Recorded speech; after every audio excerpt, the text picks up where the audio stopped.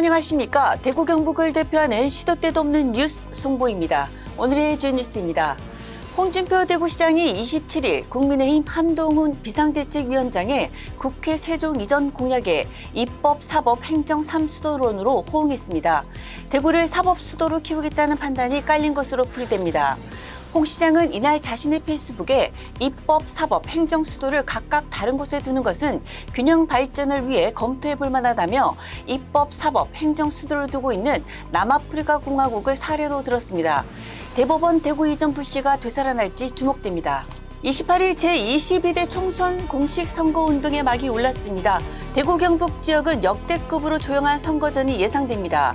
기반이 탄탄한 현역 의원 중심의 공천이 이뤄진 데다 야권의 지지세가 바닥이기 때문입니다. 대구 중남구와 경산의 승부는 쉽사리 예상하기 어렵습니다. 한편 국민의힘은 150석 이상의 제1당이 목표입니다. 민주당을 비롯한 야권은 내심 200석을 겨냥하고 있습니다. 조국 전 법무부 장관의 대표인 조국혁신당까지 등장해 국민의힘을 압박하고 있습니다. 차오찬이 29일 라이온즈 파크에서 열리는 삼성의 2024 시즌 첫 홈 경기 시구를 맡습니다. 삼성은 차오찬은 왕조 시절 마운드 한 축을 담당했고 명가재건의 원년을 삼는다는 의미에서 시구를 맡아달라고 했다고 밝혔습니다. 개막전 관람을 위해 경기장을 찾는 팬들에게는 웅장한 신전을 콘셉트로 제작한 캘린더 2만 장을 선착순 지급합니다.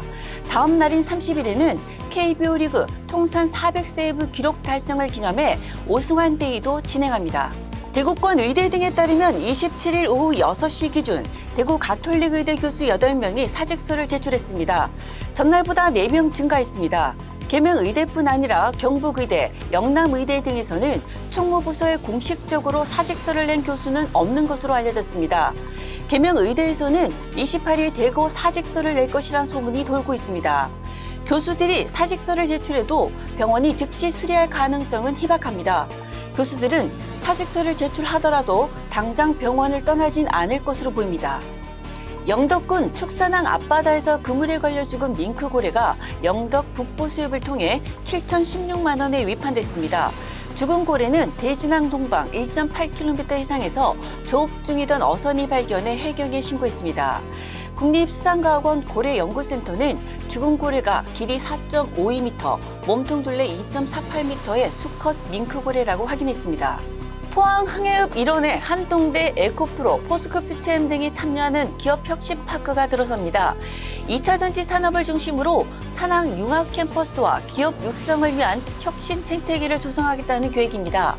기업혁신파크는 흥해읍 일원에 54.7만 제곱미터 규모로 들어서며 사업비는 2,565억 원입니다. 사업기간은 2030년까지입니다. 국토교통부는 27일 기업혁신파크 선도사업 대상으로 포항 기업혁신파크를 선정했다고 밝혔습니다. 경남 거제와 충남 당진, 강원 춘천에 이어 전국 4번째 선도사업지입니다. 지금까지 3월 28일 목요일 영남일보 시도 때도 없는 뉴스였습니다. 다음 시간에 뵙겠습니다.